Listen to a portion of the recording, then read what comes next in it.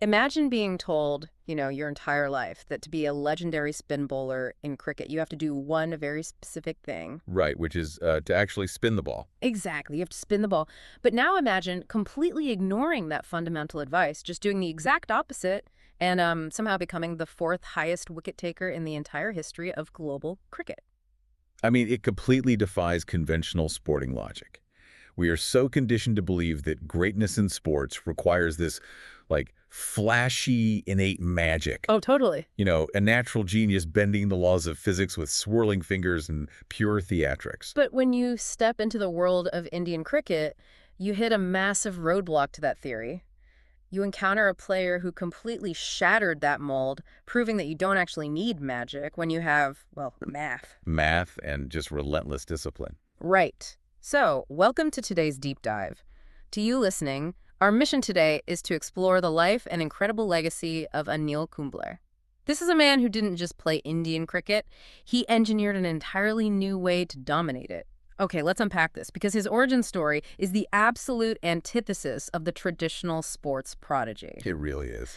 We are talking about a young man in Bangalore who was grinding out a highly demanding degree in mechanical engineering. At RV College, yeah. Right, at RV College, balancing like thermodynamic equations while simultaneously deciding to pursue professional cricket. Which is honestly the master key to understanding his entire career. You cannot separate the engineer from the bowler. You really can't. His journey is an absolute masterclass in how a relentlessly analytical mind, paired with just unyielding grit, can completely override a lack of traditional physical gifts. Because he didn't look the part, did he? No, not at all. He didn't have the massive hands or the hyper-flexible wrists of his peers.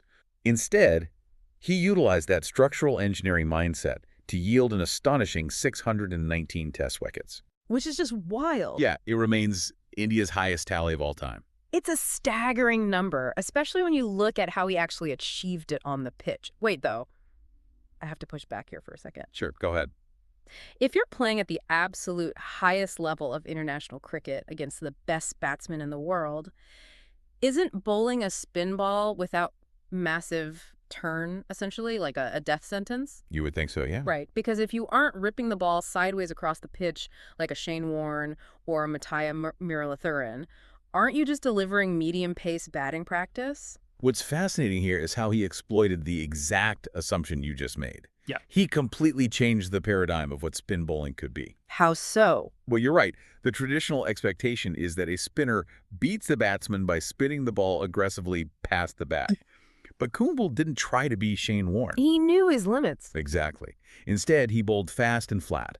He was darting the ball in at speeds that were significantly quicker than a traditional spinner, with very, very minimal sideways deviation. So he was like actively choosing to take away the batsman's reaction time rather than trying to confuse them with the trajectory. He realized that if he couldn't beat a world-class batsman with a massive looping spin, he would beat them with subtle, microscopic variations in physics. Just tiny little adjustments. Yeah, he weaponized things like pace, bounce, and length. Let's look at the mechanics of the deliveries he mastered. The googly, the flipper, and the top spinner. The top spinner was his signature, right? Oh, absolutely. And the top spinner, for instance, is pure physics. By applying intense forward rotation to the ball as it leaves the hand, the Magnus effect takes over. The Magnus effect. Right, the air pressure difference forces the ball to dip suddenly in flight, and then, crucially, it bounces significantly higher and faster than the human brain anticipates. Wow. So he approached a batsman like an engineer stress testing a bridge. That's a great way to put it. He wasn't trying to blow the bridge up with one giant explosion. He would find the one microscopic load-bearing weakness.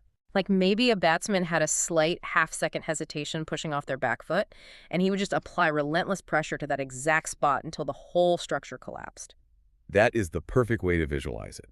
He would consistently land the ball on a dime, over and over, building immense psychological and physical pressure. And the broader context of this is just as important. This is the stereotype, right? Exactly. Before Kumble, Indian spinners carried this really heavy label of being home-track bullies. Meaning they only won in India. Right. They were lethal on dusty, spinning pitches in India, but largely ineffective on the hard, bouncy pitches abroad.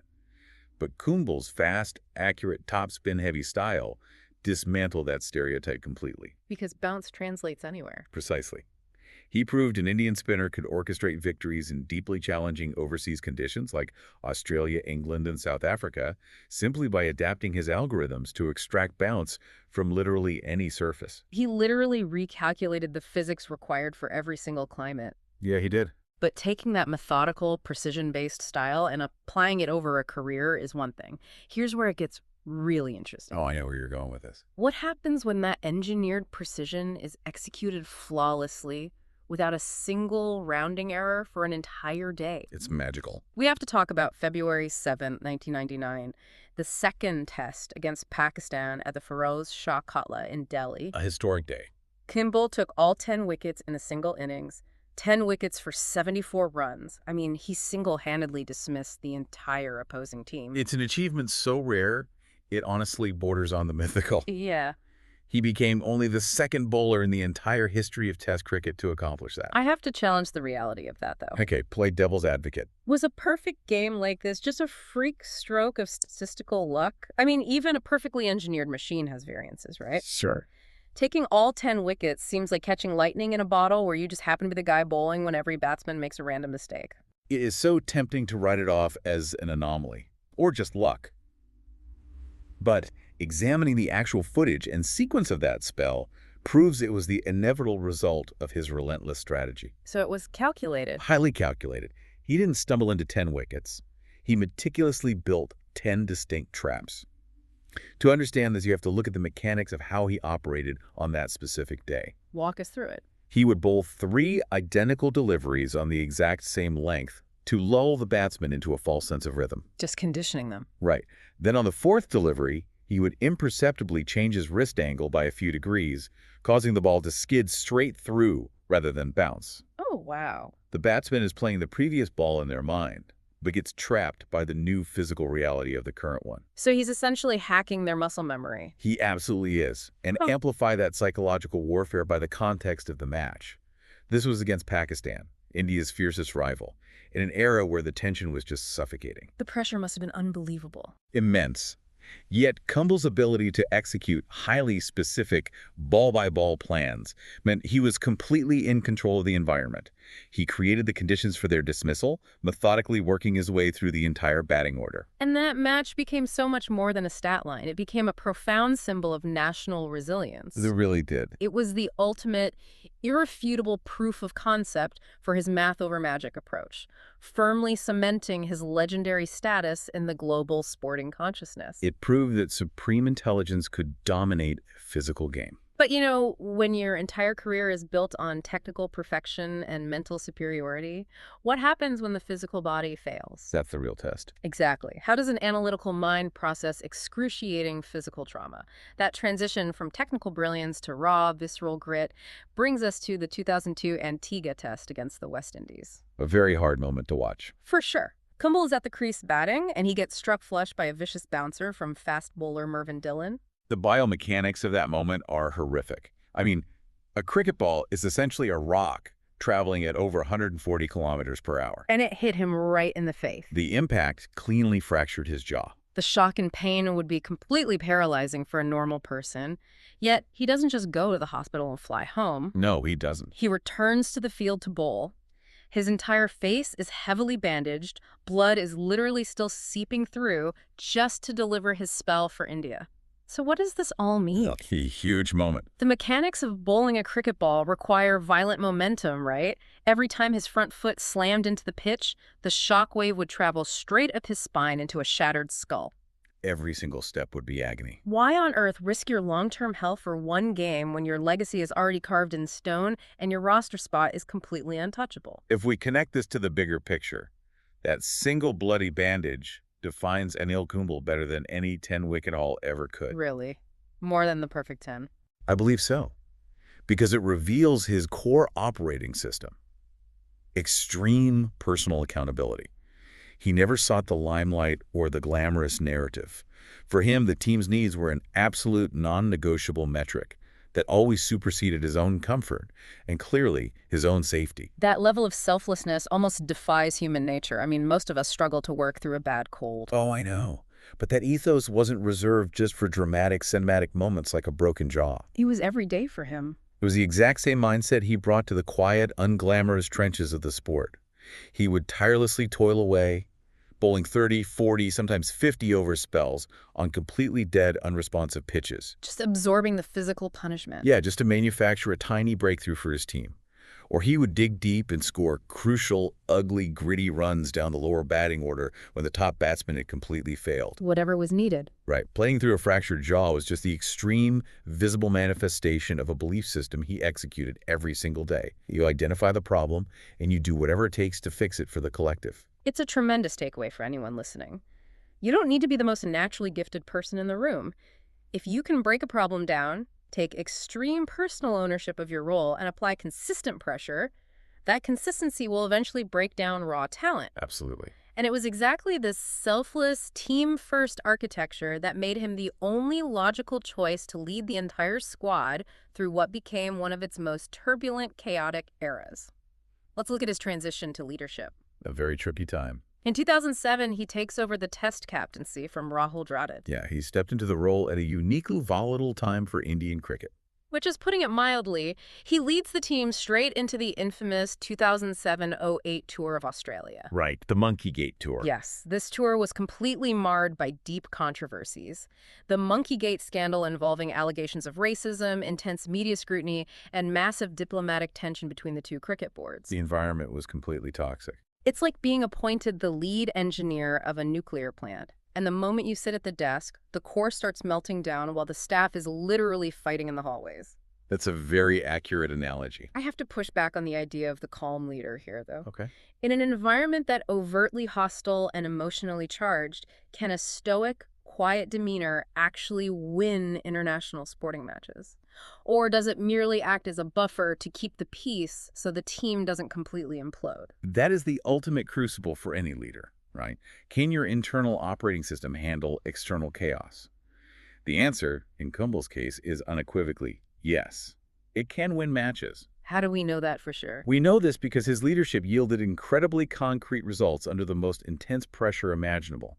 During that exact chaotic tour, India secured a monumental victory in the Perth Test. Oh, the Perth Test, which is still remembered as one of the most miraculous backs-against-the-wall overseas wins in Indian cricket history. Exactly, because he acted as a thermal shield for the entire squad. The thermal shield, I like that.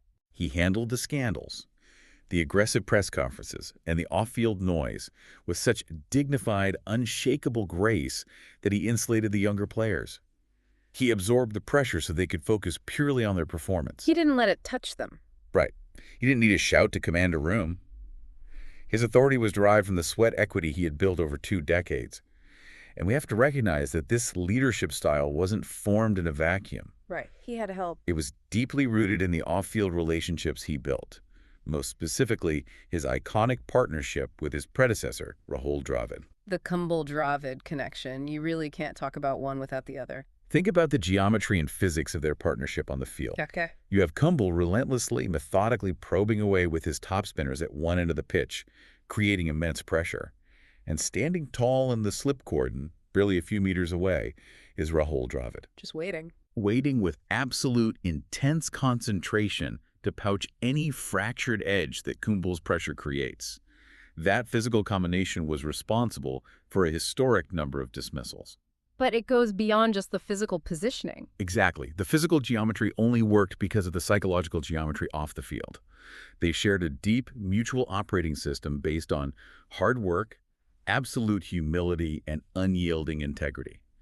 They were the cultural architects of the Indian Test team in the early 2000s. So when your entire playing career is defined by taking personal physical punishment to get a result like bowling with a broken jaw or absorbing the shock of a global scandal, how do you translate that extreme personal accountability to a team of 11 different personalities as a coach? That's the million-dollar question. Right, and that evolution brings us perfectly to 2016, when Kumble is appointed as the head coach of the Indian cricket team. A huge moment for the team. He clearly made an immediate structural impact.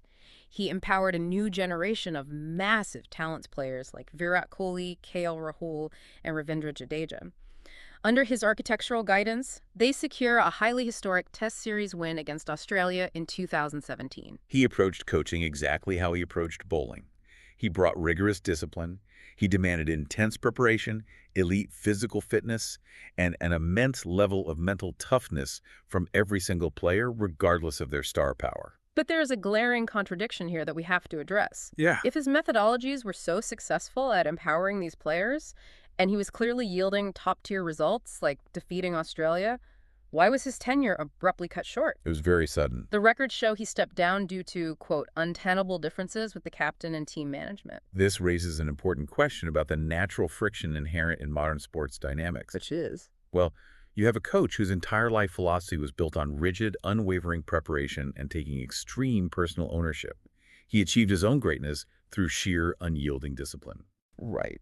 But when you place that specific, inflexible engineering blueprint into the highly fluid, complex ecosystem of modern sports team, where you are dealing with massive player egos, brand management, media obligations, and shifting communication styles, there is an inevitable friction. It's the classic clash between the old-school master craftsman who believes the work is all that matters and the modern workshop where the culture and, the vibes are just as heavily weighted. Exactly.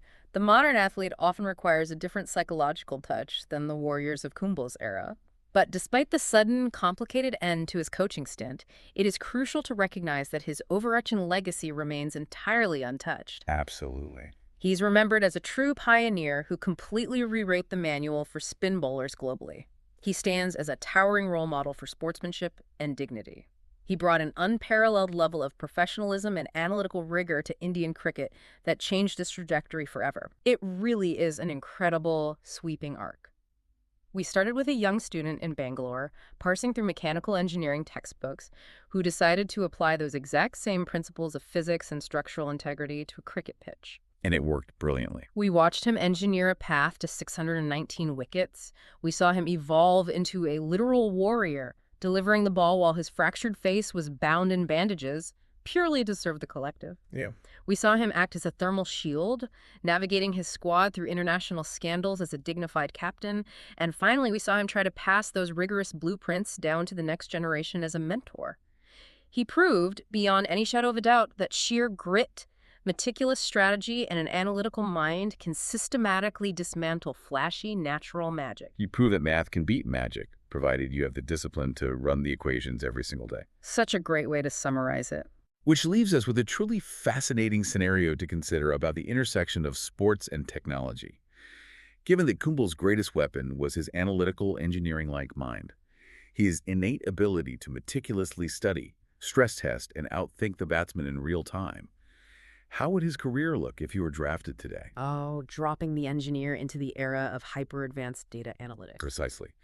We are in an era of heat maps, slow-motion biomechanical breakdowns, and algorithmic fielding data generated by artificial intelligence. The data is everywhere now. Right. Would giving a literal mechanical engineer an iPad full of this massive influx of data make his precision completely unstoppable? Would it elevate the engineer to new heights, or would relying on a pregame tablet and algorithmic printouts have stifled the intuitive, on-the-fly problem-solving and psychological warfare that made him a legend in the first place? Does the data elevate the engineer, or does it replace the intuition?